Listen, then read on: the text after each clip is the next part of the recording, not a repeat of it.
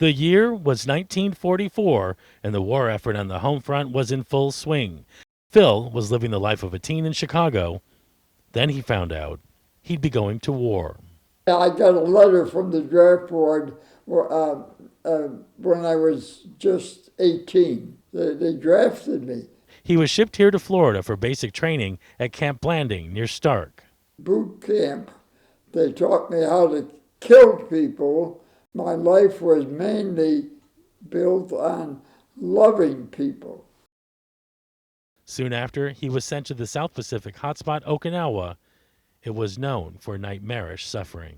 We were like dead ducks. They were firing at us while we were getting off of the landing craft. It was like hell.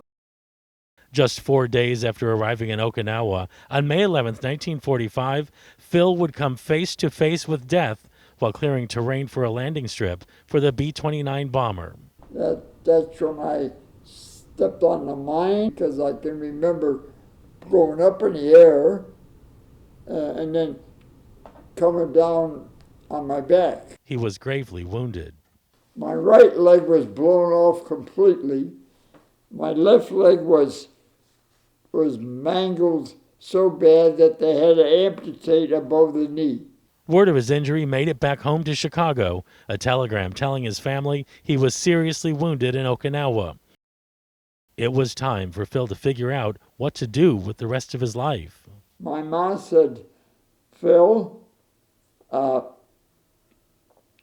Lord never gives you more than what you can handle. I dwelled on those words for quite a while. Relying on a strong faith, Phil returned stateside after months of grueling rehab and being fitted with wooden legs. He came home to a hero's welcome. The community gathered donations to buy him a car with special equipment so he could drive. He went to school, opened an accounting and bookkeeping firm. Then, on a blind date 10 years later, his life would change again. My mom said, Phil, you gotta go out and meet. Dorothy was her name. He took her out, and it was love at first sight. 6 months later, they were married on Thanksgiving Day, 1955, and remained husband and wife for the next 63 years until Dorothy's death in 2019. I feel our marriage was made in heaven. Like many, their story was one of love, one they hoped to fill with chapters about their children. But when they realized they couldn't have kids, Phil and Dorothy came up with a plan. We'll go to the orphanage. And they did, and over the next 10 years, adopted 5 children, including me, affectionately known as number 5. Now's probably a good time to tell you, Phil's last name is Scouten. He's my dad. Oh, well, you're the number 5 son, number 5 child, so you're a little spoiled. Well, who did that? Now, if you see us around South Florida, you'll see my dad proudly wearing his purple hard hat. When people tell him, thank you for your service, his response is always simple. And I always say it was my privilege.